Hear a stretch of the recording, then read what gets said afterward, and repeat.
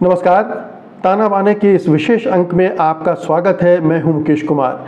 दोस्तों, जाने माने नाट्यकर्मी प्रसन्ना इन दिनों मैसूर में अपने नए नाटक अयोध्या कांड का मंचन कर रहे हैं।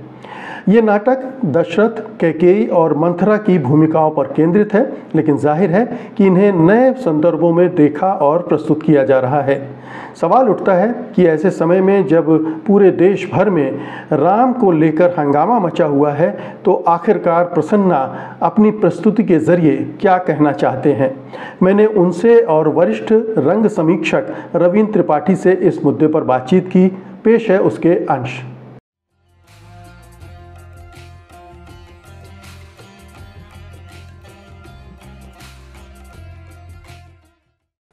ताना बाना में आप दोनों का बहुत बहुत स्वागत है।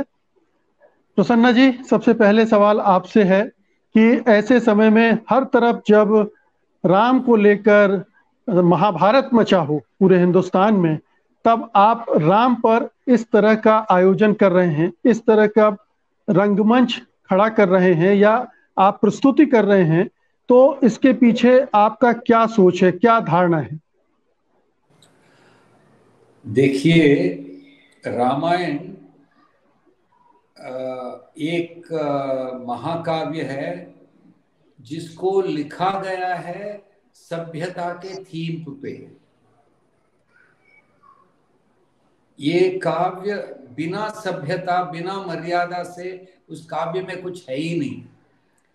पर आजकल सिर्फ राम को नहीं, सबको, जीसस, प्रोफेट, सबको हम एक झगड़ालू महात्मा बना रहे हैं। हम परस्पर झगड़ने के लिए रामायण का उपयोग कर रहे हैं, कुरान का उपयोग कर रहे हैं, बाइबल का उपयोग कर रहे हैं। रामायण तो ऐसे हो नहीं सकता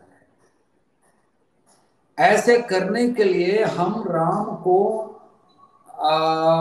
आइसोलेट कर दिया है। सीता से, लक्ष्मण से, हनुमान से आइसोलेट कर दिया है।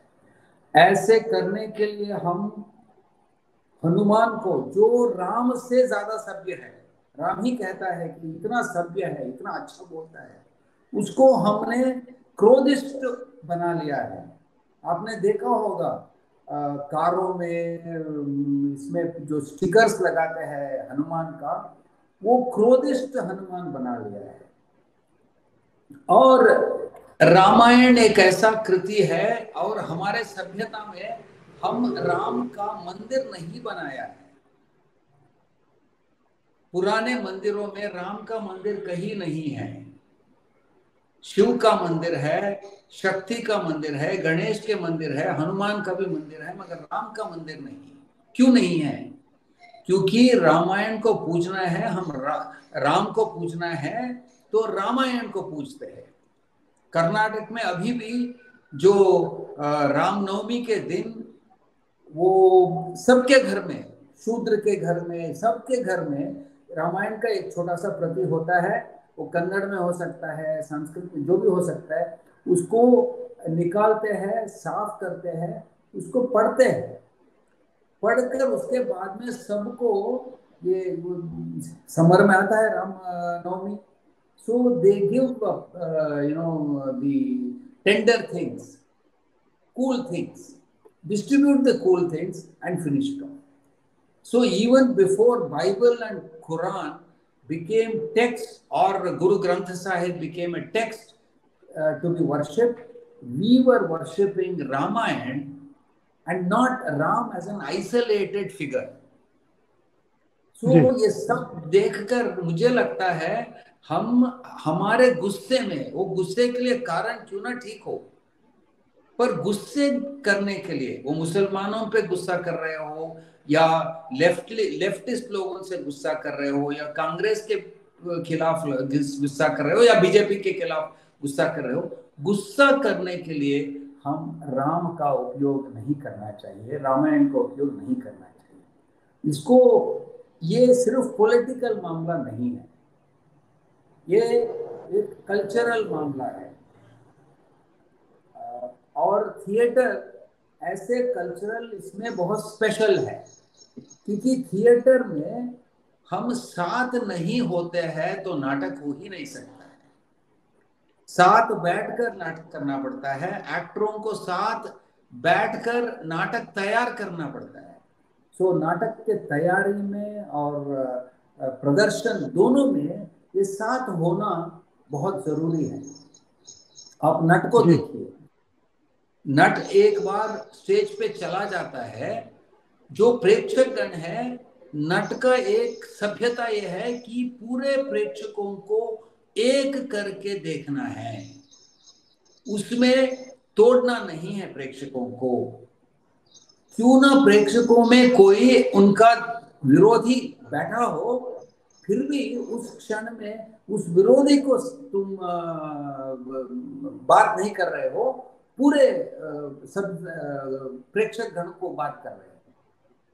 मुझे लगता है इसी बात पॉलिटिक्स में होगा, इसी होना चाहिए, इसी बात गवर्नमेंट में होना चाहिए, इसी बात सब में होना चाहिए। जी। तो प्रसन्न जी, तो आप ये कहना चाहते हैं कि राम और जो रामायण महाकाव्य है उसका जो एक पक्ष है जिसे बिसरा दिया गया है, जिसकी चर्चा नहीं हो रही है, और एक रौद्र रूप हनुमान का भी दिखाया जा रहा है और राम का भी दिखाया जा रहा है, जिसमें वो धनुष तान कर खड़े हैं तीर चलाते हुए।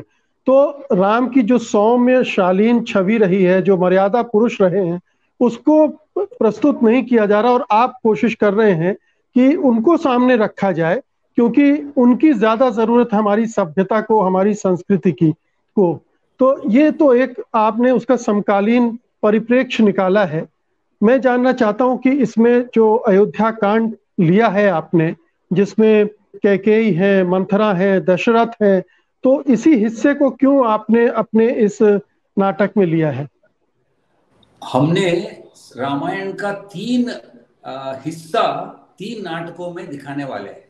It is going to be a sort of a trilogy. Ayodhya Kand पहला हिस्सा है, अरण्य कांड दूसरा हिस्सा है, सुंदर कांड तीसरा हिस्सा है। और अब ये अयोध्या कांड ही क्यों? अयोध्या कांड को देखा जाए, अयोध्या कांड में झगड़ने वाले वो राक्षस नहीं है। दशरथ अच्छा आदमी है, कैकेयी अच्छा औरत है, मंथरा भी एक साधारण सी दासी है, पर वो झगड़ते हैं, इतने झगड़ते हैं कि झगड़ने से पूरा दुरंत खड़ा कर देते हैं। और अयोध्या कांड में राम पीछे है, राम लक्ष्मण सीता वो चले जाते हैं, एंड सो राम सीता और लक्ष्मण के बैकग्राउंड में ये झगड़ा देखते हैं, और झगड़ा देखने से हमें पता चलता है कि क्यों नहीं झगड़ना चाहिए, क्यों राम सीता और लक्ष्मण जंगल जाने से के बाद भी खुश है। You know, we should understand that Ram Sita Lakshman, और खासकर राम और सीता, वो 13 साल 14 साल में 13 साल बहुत ही गजब तरीके से जिया था। वो 13 साल एक्चुअली एक लव स्टोरी है। It's a beautiful love story. You know, they are not गृहस्थ, अभी नहीं बने हैं, शादी हुआ है, but you know, they don't make the children you know, come only after coming back from this. So it's a beautiful love story. And kya hai love? The love of a sabya purush with nature, and nature पूरा भर गया है उनके आसपास। वो काम करते हैं, कामदारों के साथ रहते हैं, आश्रम वासियों के साथ रहते हैं, अपने आश्रम बना लेते हैं, खुद अपने हाथ से बना लेते हैं। सो ये है पृष्ठभूमि। राम सीता और लक्ष्मण के जो एक तरफ से एजुकेशन कहा जाए, वो एजुकेशन पृष्ठभूमि है। उसके सामने हम ये झगड़ालू फैमिली को रखते हैं। भारत में हम सब फैमिली झगड़ालू हो गए हैं, सब ग्रुप्स झगड़ालू हो गए हैं। इस वजह से हमने उसको रख के हम कह रहे हैं भैया तुम सभ्य हो, दशरथ सभ्य था, फिर भी झगड़ा हो गया। क्यों झगड़ा हुआ, थोड़ा सोचो। That's the point. जी। लेकिन प्रसन्ना जी, हम रामायण और उसके कुछ ऐसे प्रसंग हैं जिनको विवाद के रूप में भी लगातार देखते रहे हैं, जैसे शंभूक वध का है, या सीता के वन गमन का है, उनको परित्याग करने का है, उनकी अग्नि परीक्षा का है। क्या आपकी ट्रायोलॉजी में आने वाले जो दूसरे तीसरे हिस्से हैं उनमें इन पक्षों पर भी आप चर्चा करने जा रहे हैं या प्रस्तुति करने जा रहे हैं? कुछ चीजों पे करने जाएंगे, पर ये शंभूक वध के बारे में तो ऑलरेडी कन्नड़ में एक बहुत सुंदर नाटक लिखा गया है। हमारे राष्ट्र कवि कुवेम्पू जी ने एक शूद्र तपस्वी नाम के एक नाटक लिखकर उसमें ये जो उत्तराखंड में जो आता है शंभूक के प्रसंग, उसको उसका जो पॉइजन था एक तरफ से, क्योंकि उसमें क्या होता है, शंभूक एक शूद्र है और शूद्र को तपस्या करने के लिए पनिश किया जाता है, उसको ठीक किया है कुवेम्पू जी ने। तो ऐसे सीता का भी, सीता को राम पनिश नहीं करता है, राम अपने को पनिश करता है। जब अपने को पनिश करता है, अपने सीता को भी पनिशमेंट हो जाता है। It is like Caesar's wife. Caesar's wife has to be not only pure, but she has to prove that she is pure. तो वो जो सीजर के वाइफ को करना है वो सीता को करना पड़ता है। That is the point. Anyway, all those things will be discussed in the later thing. जी।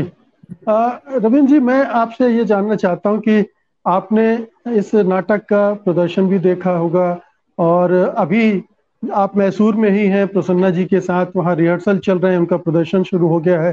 तो आपकी क्या प्रतिक्रिया है, एक समीक्षक के तौर पर आपने इसको कैसे देखा है, और एक इसमें जो आपको प्रतिक्रियाएं मिली होंगी दर्शकों की, वो किस तरह से मिल रही हैं? देखिए, इसमें मुकेश जी 2-3 बातें हैं, मैं उनको समराइज कर देता हूँ। ये तो पहला वक्त नहीं है जब प्रसन्ना जी ने राम कथा को या रामायण को छुआ है। इसके पहले वो राष्ट्रीय नाट्य विद्यालय के लिए 2 बार भवभूति का उत्तर रामचरितम कर चुके हैं। तो ये उनके लिए पहला नहीं है कि इसे वक्त की डिमांड नहीं है कि अभी देश में जो रामायण को लेकर के या राम को लेकर के हो रहा है, ये उनके कंटिन्यूअस थिएट्रिकल वर्क का हिस्सा है, कंटिन्यूटी में है, ये एक परंपरा में है। दूसरी बात यह है कि इसका एक प्रदर्शन मैंने देखा था दिल्ली में, संगीत नाट्य अकेडमी ने किया था, क्योंकि यह नाटक कन्नड़ा में है। तो जिस तरीके से इसका जो रिस्पांस रहा लोगों का, भाषा नहीं जानने के बावजूद, वो अपने आप में बहुत ही अच्छा था।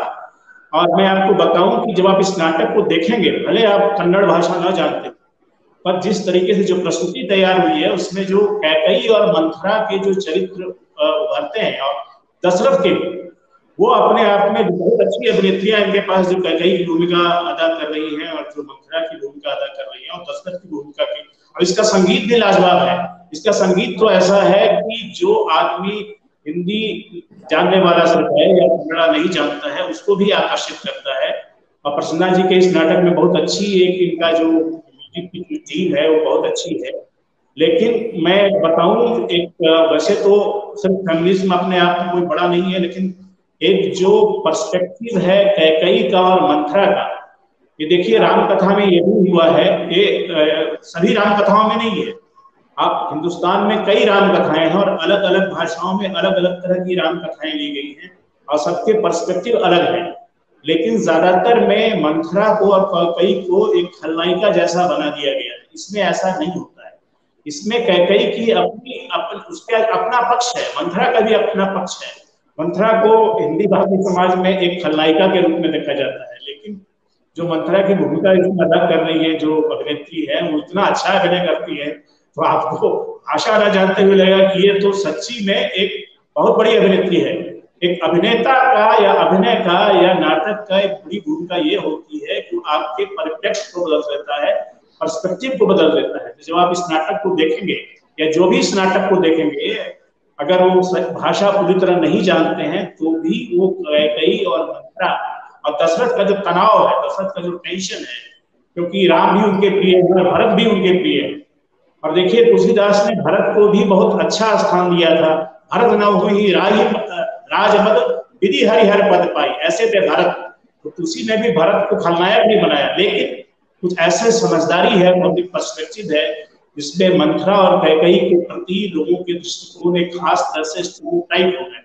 वो स्टीरियोटाइपिंग इसकी बहुत बड़ी इसमें इसकी इस प्रस्तुति की जो मैंने देखी है, जो मैंने से बात की है, उसमें स्टीरियोटाइपिंग टूट रही है, ये मुझे लगता है बहुत इसका अच्छा पक्ष जी। तो प्रसन्ना जी, एक तो त्रिपाठी जी ने बताया कि जो कैकेयी और मंथरा के चरित्र हैं, आपने उनको एक दूसरे शेड्स के साथ प्रस्तुत किया है इस नाटक में। आप इतने बड़े रंगकर्मी हैं, देश में दुनिया भर में आपका नाम है और आप लगातार प्रयोग भी करते रहे।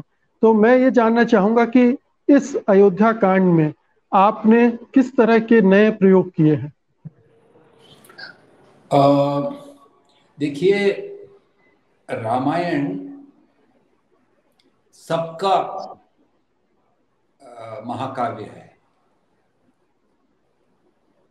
रामायण को ब्राह्मणों ने तो संस्कृत में मान सकते हैं, पढ़ सकते हैं और रुचि ले सकते हैं, पर शूद्र लोग क्या करते हैं, वो रामायण पे नाटक करते हैं, फोक नाटक करते हैं, उसमें उतना ही अच्छा रुचि उन्होंने पाते हैं। और ये जो शूद्र लोगों का जो फोक ट्रेडिशन है, उसमें एक खूबी ये है कि परंपरा, फॉर एग्जाम्पल नाटक करने का परंपरा, नाट्य शास्त्र एक ग्रंथ है, तो पूरा संस्कृत नाटक के बारे में हमारा सोच है वो ग्रंथस्थ हो गया है। पर फोक नाटकों में वो ग्रंथस्थ नहीं है, वो डायनामिक है, अभी हो रहा है। जब उसको आप देखते हैं, आपको लगता है इसमें भरत मुनि भी है, आज का नाटक भी है। मतलब भरत मुनि और आज के नाटक का एक अच्छे मुलाकात इसमें होता है, वो बहुत इंपॉर्टेंट है। अभी तनवीर जी ने इसी को प्रयोग किया था, इसी को कहते आए थे, देखो भैया हमारे ट्रेडिशन सिर्फ ग्रंथस्थ नहीं है, वो जिंदा है, जीवित है, और वो जीवित आम लोगों में, जो काम करने वाले लोगों में जीवित है। सो वो हमने बहुत यूज किया है, डिफरेंट नैरेटिव्स यूज किया है, जिसमें कन्नड़ का जो बहुत मशहूर नैरेटिव्स है, वो रामायण नहीं है, दूसरा महाकाव्य है, उसका नैरेटिव्स यूज किया है। ऐसे बहुत सारे चीजों को यूज किया है। पर मैं, आप लास्ट प्रश्न पूछा था, उसमें एक बात कहना छूट गया था, वो यह है, हम क्यों रामायण या बाइबल या कुरान को एक्सेसिवली देख रहे थे, गुस्से से देख रहे थे। हमारा गुस्सा क्या है, मतलब आम लोगों का गुस्सा जो है वो कहाँ है, क्यों है, क्या उनको खटक रहा है? उनको ये जो अतिरेक, आधुनिकता का अतिरेक, दी एक्सेस ऑफ मॉडर्निटी, वो खटक रहा है उनको। वो जो हम उसको कह सकते हैं यंत्र सभ्यता, उनको खटक रहा है। वो यंत्र सभ्यता को रिएक्ट करने के गुस्से में वो दूसरे एक्सट्रीम पे चले गए हैं। हमारे ट्रेडिशन की एक एक्सट्रीम हो गया है, सिंबॉलिक हो गया है, मंदिर बना लो, मस्जिद बना लो, उसके लिए पैसा बना लो, पैसा दे दो और ट्रेडिशन बन जाएगा। ट्रेडिशन ऐसे नहीं बनता है। ट्रेडिशन सिर्फ मंदिर बनाने से नहीं बनता है, सिर्फ मस्जिद बनाने से नहीं बनता है, सिर्फ चर्च बनाने से नहीं बनता है। ट्रेडिशन बनता है जिंदा लोगों के बीच में जिंदगी से ट्रेडिशन बनता है, जीवित होता है ट्रेडिशन। वो बनाने के लिए ऐसे एक्सपेरिमेंट्स जरूरी है। जी, आपने कहा कि आधुनिकता का अतिरेक हो गया है, जिसकी वजह से लोगों में क्रोध है, नाराजगी है, गुस्सा है। एक हद तक और काफी हद तक आपकी बात ये सही हो सकती है, लेकिन जिस तरह की राजनीति हस्तक्षेप कर रही है लोगों के जीवन में, या लोगों को मिसगाइड कर रही है, उनमें उन्माद भर रही है, खास तरह के विचारधारा, खास तरह के लोगों के खिलाफ, उसकी भूमिका कहीं ज्यादा दिखलाई पड़ रही, स्पष्ट दिख रही है। तो क्या कहीं ये दोनों एक साथ आ रहे हैं, ये दोनों गुस्से? मैं इन लोगों को जो इसको राजकारण में या पॉलिटिक्स में यूज कर रहे हैं उनको बताना चाहता हूं, भैया इसको भड़काना नहीं। आप इससे चिंतित है तो आप चिंतित रहिए और बोलिए और उस पर ये कहिए, but you can not excite people on this. इसी गांधी जी का क्या मौल्य है हमारे देश में? गांधी जी का मौल्य ये है कि उन्होंने कुछ भी नकारा नहीं, वो नकारा नहीं, पर कहा कि इसको अहिंसा से सत्य बोलो। सत्य बोलने के लिए थोड़ा सोच कर बोलना पड़ता है, सावधानी से बोलना पड़ता है। ये सावधानी रखना बहुत जरूरी है। आज बीजेपी को, कांग्रेस को या कम्युनिस्टों को, सबको सावधानी बरतना जरूरी है, क्योंकि वो लीडर्स हैं। मुझे इन सब के बारे में एक मेरा क्रिटिसिज्म कहा जाए वो है कि वो सावधानी नहीं बरत रहे। जी, क्या तो ये नाटक आपका उस सावधानी की तरफ ध्यान खींचना है, एक तरह से ध्यान आकर्षित करना है कि हम जिस अभी सभ्यता के संकट से जूझ रहे हैं, जो चुनौती हमारे सामने है, उसकी वजह एक असावधान होता समाज है, जो अपनी संस्कृति को भूल रहा है, अपनी सभ्यता को भूल रहा है और अपने भविष्य से अनजान है, भविष्य के प्रति वो सावधान नहीं है। बिल्कुल, आपने बिल्कुल सही कहा। और इसी के लिए मैं कहता हूं, नाटक करो। सीरियल्स भी अच्छा होता है, पर सीरियल्स देखने से तुम्हें सावधानी नहीं आएगा। नाटक सावधानी से ही कर सकते हो। नाटक को करना 2 महीने 3 महीने करना पड़ता है। 3 महीने आपको भाषा बोलते रहना पड़ता है। भाषा को उसमें सावधानी बरतना हम सिखाते हैं। दूसरी चीज हम ये सिखाते हैं, उनको स्किल सिखाते हैं। अब स्किल क्या है? स्किल ही सभ्यता है। बच्चों को हम क्या सिखाते हैं? देखो भैया, ठीक तरह से खाओ और स्कूल जाओ, ये सब स्किल्स हैं। नाटक में सभ्यता को सिखाया जाता है। जो स्किल एक्टर को सिखाया जाता है उसका जरूरी समाज में हो गया है, सब लोगों को सीखना जरूरी हो गया है। देखिए, शूद्र लोग अब केंद्र में आ रहे हैं, बहुत अच्छी बात है, मगर शूद्र लोग को केंद्र में आने के लिए तैयारियां चाहिए। वो कौन देगा? नाटक दे सकता है। इसीलिए सब नाटक शालाओं में, ड्रामा स्कूल, क्यों ना का ड्रामा स्कूल हो, कहीं का ड्रामा स्कूल हो, वहां दलित लोग बहुत रहे हैं, स्त्रियां, कमी, क्योंकि उनको मालूम हो गया सभ्यता सीख सकते, हाँ कैसे बोलना है, कैसे होना है, कैसे बिना गुस्से से मेरे पक्ष में रखना है, वो सिखाता है नाटक। इसलिए कहता हूँ नाटक करना चाहिए। जी, रविंद्र त्रिपाठी जी, अंत में आपकी टिप्पणी। अभी जो प्रसन्ना जी ने कहा कि सामाजिक शिक्षण के एक टूल के तौर पर नाटकों का इस्तेमाल, और उसमें जो अयोध्या कांड है वो एक पहल, या पहले भी नाटक हुए हैं, नाटक लगातार हो रहे हैं, वो एक सामाजिक शिक्षण का काम लगातार कर रहे हैं, लेकिन चूंकि हम इस नाटक की बात करें तो इसको जोड़कर किस तरह से देखते हैं आप? देखिए मुकेश जी, बहुत कुछ तो प्रसन्ना जी ने साफ कर ही दिया है। मैं फिर से बता दूं, यहाँ दोनों चीजें हैं। इसमें एक सामाजिक संदेश भी है, सोशल कॉन्शियसनेस भी है, पर एस्थेटिकली जिसको आमतौर पर मनोरंजन से जोड़ दिया जाता है, ऐसा नहीं है। इसमें एक एस्थेटिक्स भी है। और रामायण की जब आप बात करते हैं, और रामायण का एक लंबा ट्रेडिशन है इस साल में, आप उसको आप 3000 साल से कहें, 3500 साल से कहें, या शताब्दियों से कहें, रामायण ने इस देश की सभ्यता और संस्कृति को निर्मित किया है। इसीलिए तो कई भाषाओं में रामायणों की रचना हुई और आज भी हो रही है, 20वीं शताब्दी में भी हो रही है। ये बात नहीं भूलनी चाहिए। ये भी जो अयोध्या कांड है ये एक रामायण है, ये नाटक की भाषा में लिखा गया है, और जैसा कि प्रसन्ना जी ने अभी कहा है कि एक ट्रिलॉजी का पहला हिस्सा है, तो इसमें दोनों ही चीजें हैं। इसमें एक सोशल कॉन्शियस भी है, इसमें स्टीरियोटाइपिंग एक हमारे समाज में बल्कि पूरी दुनिया में स्टीरियोटाइपिंग होती है, उस स्टीरियोटाइपिंग से भी बाहर कला का यह काम है, साहित्य का यह काम है, रंगमंच का यह काम है, स्टीरियोटाइपिंग को तोड़े। जो मैं कह रहा हूं कि राम कथा है, रामायण है, सीता है, दशरथ है, लेकिन मंथरा और कैकेयी का भी तो सुनिए, वह भी है इसमें।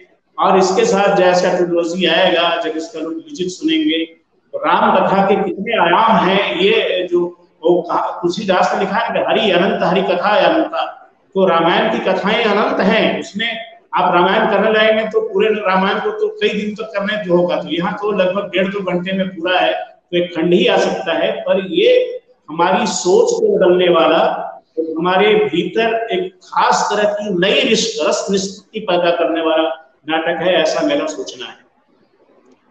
बहुत बहुत शुक्रिया आप दोनों का। मुझे उम्मीद है कि मौका मिलेगा मुझे भी इस नाटक को देखने का जल्दी ही, और मैं इस खंड को भी देखना चाहूँगा, पहले हिस्से को भी, और आगे आने वाली 2 जो उसकी ट्रिलॉजी की 2 हिस्से हैं उनको भी। बहुत बहुत शुक्रिया, बहुत बहुत शुभकामनाएं प्रसन्ना जी। धन्यवाद आपका, आपने समय निकाला हमसे बातचीत करने के लिए। नमस्कार। सत्य हिंदी का ऐप डाउनलोड करें गूगल प्ले स्टोर पर।